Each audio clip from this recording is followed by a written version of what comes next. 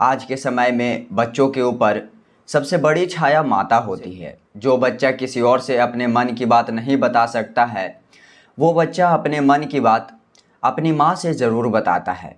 लेकिन क्या हो, जब माता ही अपने बच्चे की मौत की कारण बन जाए, उनके ऊपर बड़ी बड़ी आफत आ जाए, वो भी माँ के कारण, तो क्या होगा।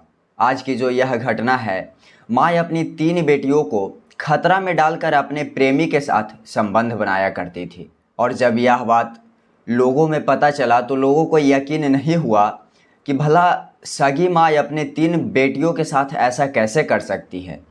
तो चलिए देखते हैं और जानते हैं पूरा मामला। तो नमस्कार दोस्तों, मेरा नाम है मुकुल। आप देख रहे हैं क्राइम हिस्ट्री के एक नए एपिसोड में।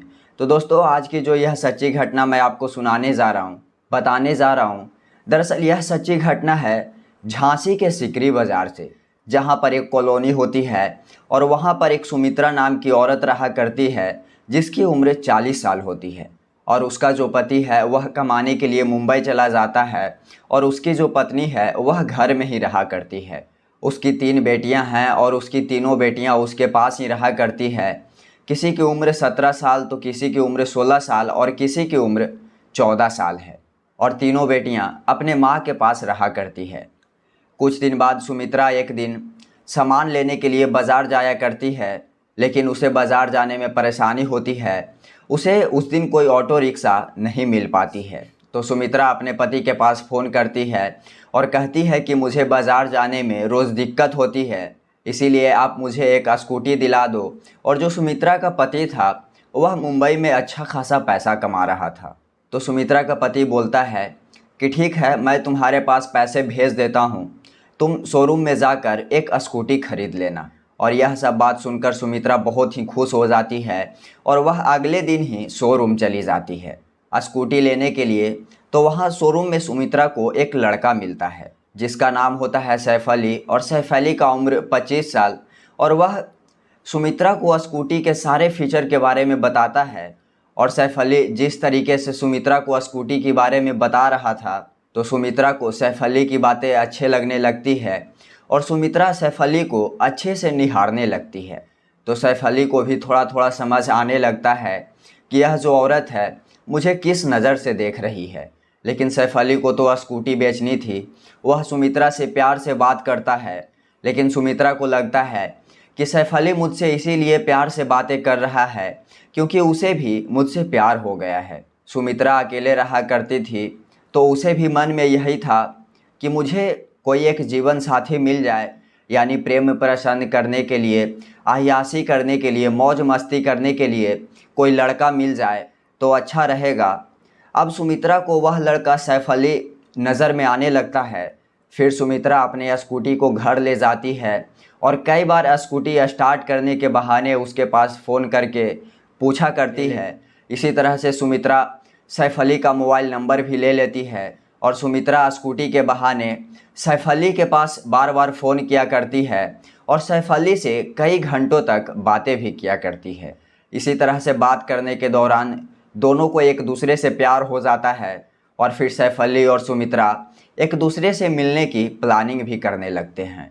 फिर एक दिन रात का समय होता है और सैफ अली सुमित्रा से बोलता है कि मुझे तुमसे मिलना है। तो फिर सुमित्रा सैफ अली को बोलती है कि हमारी 3 बेटियां हैं, अगर वह रात को जग जाएगी तो हम लोग को क्या होगा। तो फिर सैफ अली बोलता है कि तुम ऐसा करो, तुम आज मेरे पास आओ, मैं तुम्हें एक ऐसी चीज़ दूंगा जिससे तुम्हारी बेटियां नहीं जगेगी।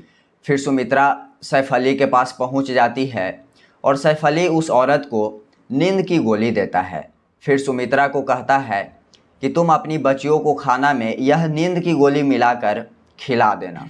और फिर वह औरत अपने घर आती है और वह अपने बेटियों के खाने में गोली मिलाकर उसे खिला देती है। और जैसे ही वह उसे खिलाती है तो उनकी तीनों बेटियां गहरी नींद में सो जाती है। फिर सुमित्रा सैफ अली के पास फ़ोन करती है और कहती है कि तुम आ जाओ, मेरी तीनों बेटियां गहरी नींद में सो गई है। फिर सैफ अली सुमित्रा के घर आ जाता है। फिर दोनों मिलकर एक दूसरे के साथ रात भर संबंध बनाते हैं। अब तो यह सिलसिला रोज़ का होने लगा था। वह सुमित्रा रोज़ अपनी बेटियों के खाने में नींद की गोलियां मिलाकर दे दिया करती है और फिर रात को अपने प्रेमी को अपने घर बुला लिया करती है। लेकिन उसकी जो बड़ी बेटी होती है वह अपनी माँ से एक दिन सुबह सुबह कहती है कि माँ, आजकल हमें इतना ज़्यादा नींद क्यों आने लगी है, पता नहीं मेरे साथ क्या हो रहा है। फिर सुमित्रा किसी तरह से अपनी बेटी का बात टाल देती है। फिर उसकी बेटी भी इस बात पर ज़्यादा जिक्र नहीं करती है।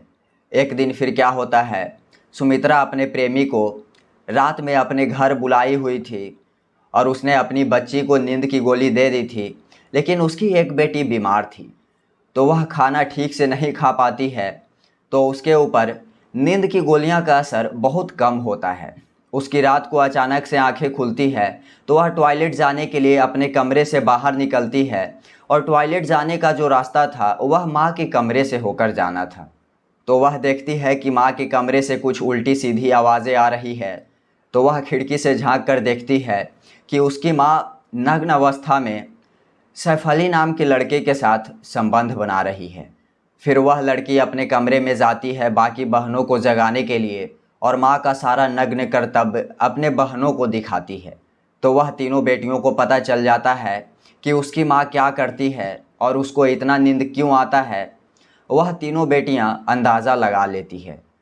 उसके बाद वह तीनों बेटियां अपने माँ से लड़ती है, लेकिन जो उसकी माँ होती है वह अपनी बेटियों को उल्टा सीधा धमकी देती है और कहती है कि अगर तुम लोग अपने पापा को यह सब बातें बताएगी तो तुम सबको जान से मार दूंगी।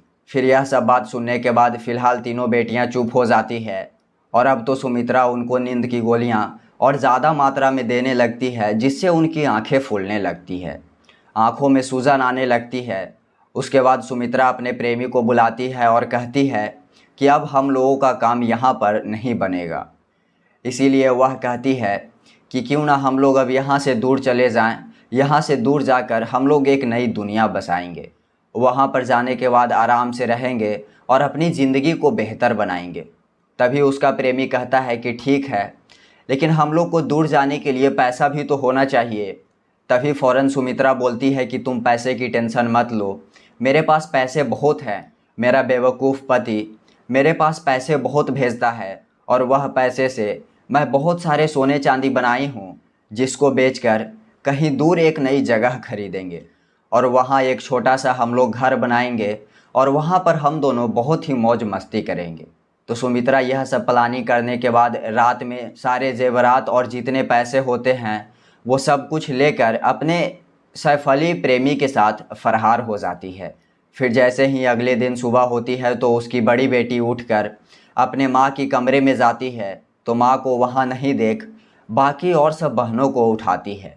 तो वह देखती है कि घर के सारे लॉकर खुले हुए हैं, उसमें से पैसे और जेवरात गायब हैं। तो उन लोगों को अंदाज़ा हो गया था कि माँ सैफ अली के साथ सारे सामान लेकर फरार हो गई है। तो फ़ौरन यह सब देखकर बच्ची अपने पिता के पास फ़ोन लगाती है और ये सारी घटना अपने पिता को बताती है। तो पिता अपने बच्चियों से कहते हैं कि तुम लोग जाकर फ़ौरन पुलिस में रिपोर्ट दर्ज करा दो, मैं जल्द ही यहाँ से तुम्हारे पास आता हूँ। फिर बच्ची थाने में जाकर रिपोर्ट लिखवाती है कि मेरी माँ 25 साल के युवक के साथ घर के सारे जेवरात और पैसे लेकर फरार हो गई है और हम लोग को खाने में रोज़ नींद की गोलियां देती थी। और फिर पुलिस इस मामले को गंभीरता से लेती है और इसकी जांच पड़ताल करना शुरू करती है।